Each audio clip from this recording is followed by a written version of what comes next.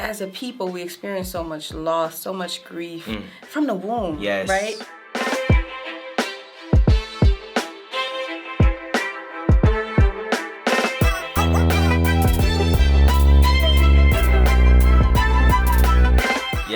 We are statistically more likely to have physical health issues straight out the womb just for existing Black. So I've watched you navigate, a really tremendous loss that you experienced, the loss of your mother. And I just want to know, how did you manage all of the emotion that came with that while trying to still figure out who you were, right? Your identity, separate from everything the world wanted you to be.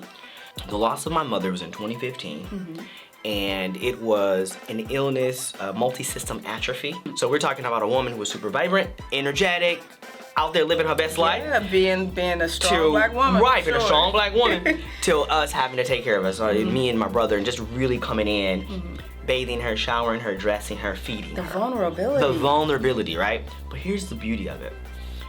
As we kind of saw her, it was the grief in stages of her not being able to be who she was. So I was grieving her even before she passed. Wow. Okay. Because I knew her to be different. You were losing parts of her along the way.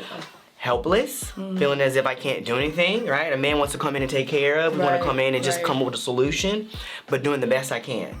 But here's what I will say. After she passed and she transitioned, I'm gonna say that was a pivotal part for me in making sure that I would be authentic. And here's why.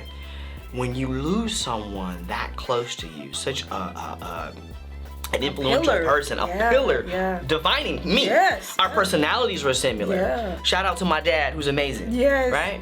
And here's the thing though, death became very real. I had experiencing death and loss, but this is someone close in your nucleus. So in your face. That was what propelled me to real true authenticity, because I realized we have a time limit. When I realized that my time on earth is finite, it's not infinite. Right. There's a beginning and there's an end. That was almost a wake-up call for me. Now, did you feel comfortable crying? Absolutely. Let's now talk about my dad. Here's a man who role modeled for me what it meant to be a real man, a healthy man. This is a person who kissed me as a boy. This is a person who tucked me in at night. There was a lot of physical interaction. And so I was very comfortable with tears, and I was very comfortable with showing emotion within my family unit. When we start talking about a little bit outside, I get a little nervous or whatever, but to be honest with you, Darshawn, I was very comfortable with being that authentic. And see, there's this myth that there are no Black men who exist like that. And my father's the same. I've seen my father cry. I've seen him have a healthy range of human emotion. Excited, jubilant to tears. Embarrassed, shame. Yeah, I've seen excited. And there's this myth that there are no Black men that exist like that. So it's nice to hear that along your grieving journey, you were able to feel comfortable crying, because a lot of Black men, if they could release the however many decades of pain, that they're holding on to, what an amazing trajectory, you know what I mean? Many would have. Absolutely. Because you're holding on to however many years of loss. And we're not just talking death. No. We're talking loss of finances, loss of partnerships, friendships, loss of identity, so many losses, and we're taught that you guys aren't supposed to cry. Thank you guys for listening. Thank you for being here. Oh my God! I know, right?